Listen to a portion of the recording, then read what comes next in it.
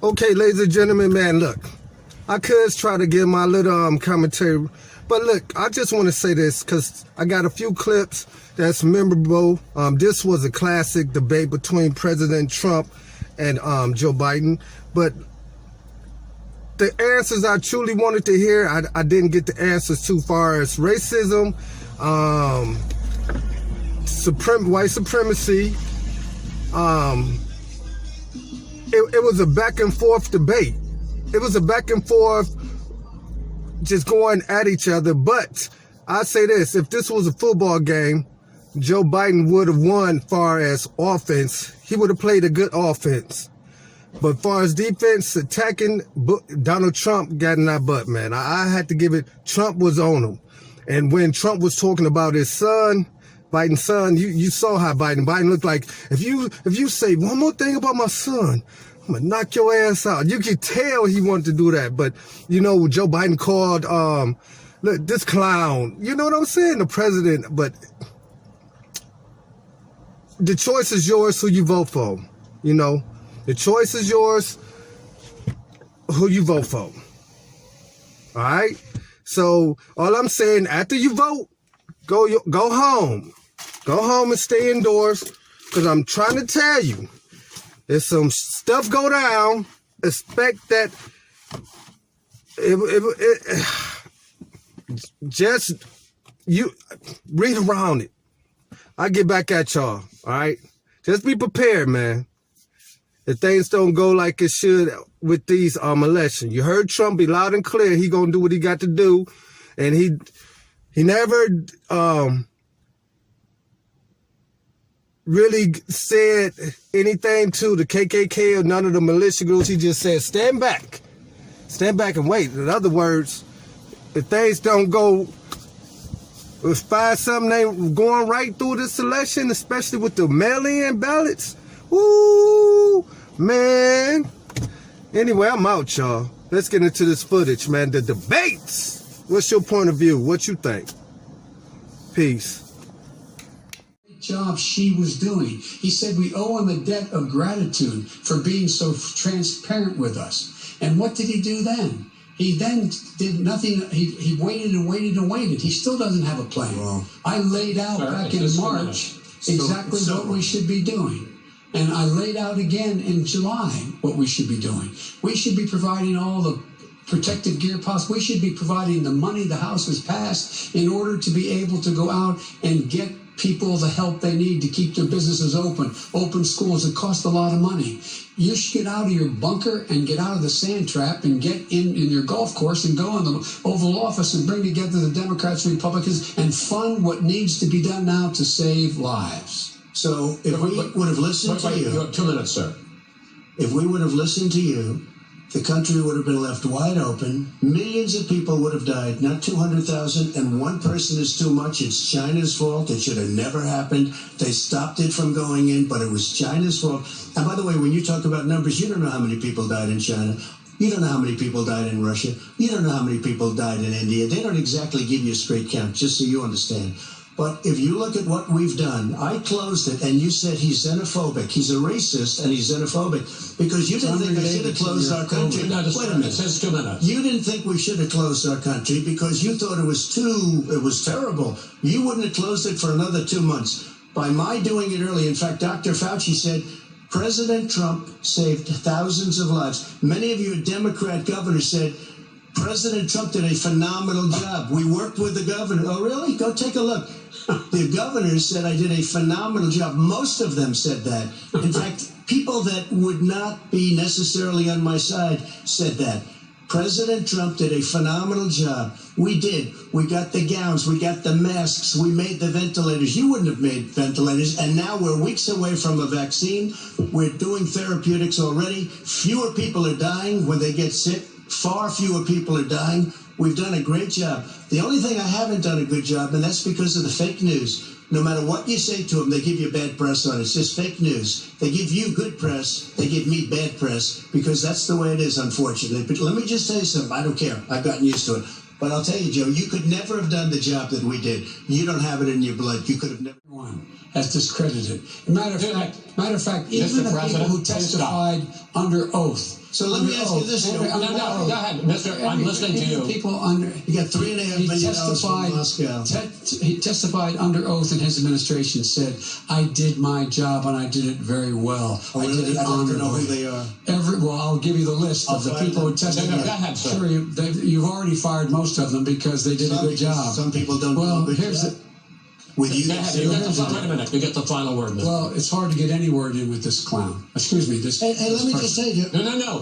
Mr. President. $3.5 million, Joe. That is simply. Why did not he true. deserve $3.5 million from Moscow? Look, here's the deal. We want to talk about families and ethics. I don't want to do that. I mean, his family we could talk about all night. His family's My already... family lost a fortune by coming down and helping us with government. And that's such a... Mr. President. Every single one of them lost. This is not about my family or his family. It's about your family. They The didn't American pay people. $3.5 million. He doesn't... That's not true. It doesn't want to talk about what you need. You, the American people. It's about you. That's what we're talking about. All right, that's the end of the segment. Yes. Surprise. Well, that's what he's going to try to do. But there's millions of scientists, there's thousands of scientists out there, like here at this great hospital, that don't work for him. Their job doesn't depend on him. That's not. They're the people. And by the way, I spoke to the scientists that are in charge. By the way, they will have the vaccine very soon. do you believe for a moment what he's telling you in light of all the lies he's told you about the whole issue relating to COVID? He still hasn't even acknowledged that he knew this was happening, knew how dangerous it was going to be back in February, and he didn't even tell you. He's on record as saying it. He panicked or he just looked at the stock market. One of the two, because guess what? A lot of people died, and a lot more are going to die unless he gets a lot smarter, a lot quicker. Mr. President? Did you use the word smart? So you said you went to Delaware State, but you forgot the name of your college. You didn't go to Delaware State. You graduated either the lowest or almost the lowest in your class. Don't ever use the word smart with me. Don't ever use that word. Oh, give me a break. Because you know what? There's nothing smart about you, Joe. 47 years, you've done nothing. Let's have this debate. And if you would have had, let me just tell you something, Joe. No, If you would have had the charge of what I was put through, I had to close the greatest economy in the history of our country. And by the way, now it's being built again. see, and it's We're going to going get up to the fast. economy in the next segment. Trust you rather than your opponent to deal with the race issues facing this country over the next 4 years. Vice President Biden, you go first. It's about equity and equality. It's about decency. It's about the Constitution.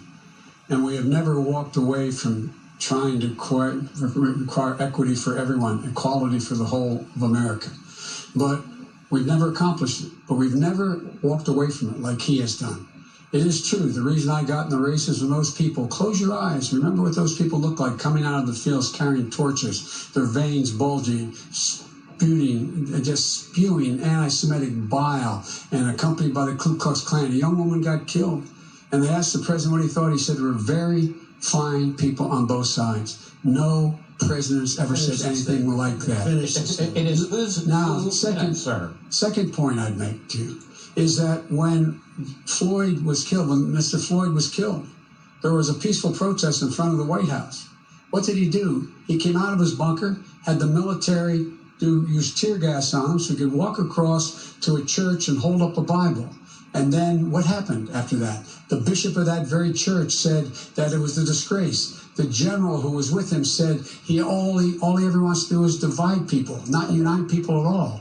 This is a president who has used everything as a dog whistle to try to generate racist hatred, racist division. This is a man who, in fact, you talk about helping African Americans. 1 in 1,000 African Americans has been killed because of the coronavirus. And if he doesn't do something quickly, by the end of the year, 1 in 500 will have been killed. 1 in 500 African Americans. This man is a savior of African Americans. This man cares at all.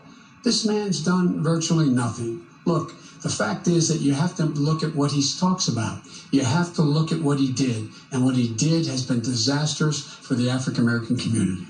So, President Trump, you have 2 minutes. Why should Americans trust you over your opponent to deal with he racism? did a crime bill. 1994, where you call them super predators, African Americans are super predators, and they've never forgotten it. They've never forgotten it, Joe. No, sir, it's his 2 minutes. So you did that, and they call you a super predator, and I'm letting people out of jail now that you have treated the African American population community, you have treated the black community about as bad as anybody in this country. You did the and that's why, if you look at the polls, I'm doing better than any Republican has done in a long time, because they saw what you did. You call them super predators, and you've called them worse than that. Because you look back at your testimony over the years, you've called them a lot worse than that. As far as the church is concerned, and as far as the generals are concerned, we just got the support of 250 military leaders and generals. Total support. Law enforcement, almost every law enforcement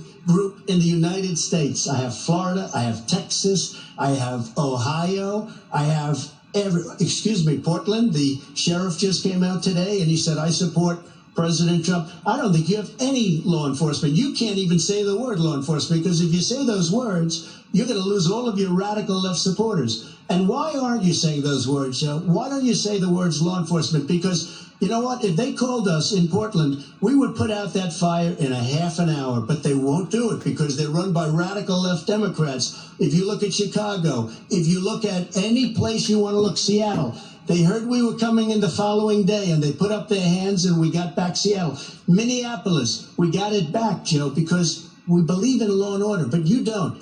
The top 10 cities and just about the top 40 cities are run by Democrats and in many cases radical left, and they've got you wrapped around their finger, Joe, to a point where you don't want to say anything about law and order. And I'll tell you what, the people of this country want and demand law and order, and you're afraid to even say it. Not true. You're going to have true. Gentlemen, I hate to raise my voice, but it seems to be, why should I be different than the two of you? So here's the deal. Good point. We have 6 segments. We have ended that segment. We're going to go to the next segment. In that segment, you each are going to have 2 uninterrupted moments. In those 2 uninterrupted minutes, Mr. President, you can say anything you want. I'm going to ask a question about race, but if you want to answer about something else, go ahead.